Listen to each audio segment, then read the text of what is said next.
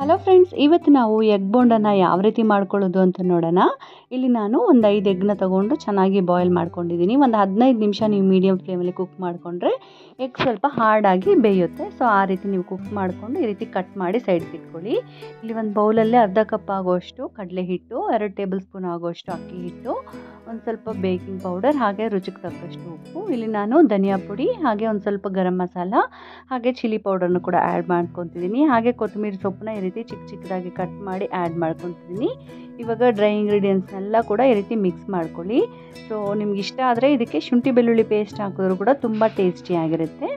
So ಇವಾಗ ಸ್ವಲ್ಪನೇ ನೀರು ಸೇರಿಸ್ಕೊಂಡು ಈ ರೀತಿ ಹಿಟ್ಟನ್ನ ತುಂಬ ತಿಕ್ಕಾಗಲ್ಲ, ತುಂಬ ತೆಳುವಾಗಲ್ಲ, ಈ ರೀತಿ ಮಿಕ್ಸ್ ಮಾಡ್ಕೊಳ್ಳಿ. ನೋಡ್ತಿದ್ರೆ ರೆಡಿ ಆಗೋಗಿದೆ.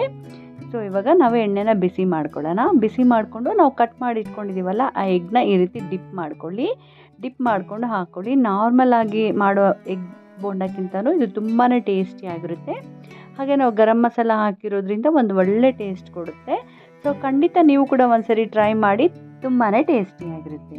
ನೀವು ಒಂದ್ಸರಿ ಟ್ರೈ ಮಾಡಿ ಇದು ಹೇಗಾಗಿದೆ ಅಂತ ಕಮೆಂಟ್ ಮೂಲಕ ತಿಳಿಸಿ. ನೀವು ಟ್ರೈ ಮಾಡಾದಮೇಲೆ ನನ್ನ ಇನ್ಸ್ಟಾಗ್ರಾಮ್ಲಿ ನಿಮ್ಮ ರೆಸಿಪಿ ಪಿಕ್ನ ಟ್ಯಾಗ್ ಮಾಡಿ, ಹಾಗೆ ಚಾನಲ್ನ ಸಬ್ಸ್ಕ್ರೈಬ್ ಮಾಡಿ, ನಿಮ್ಮ ಫ್ರೆಂಡ್ ಜೊತೆಗೆ ಫ್ಯಾಮಿಲಿ ಜೊತೆಗೆ ಈ ರೆಸಿಪಿನ ಶೇರ್ ಮಾಡಿ. Thank you so much for watching. Bye bye.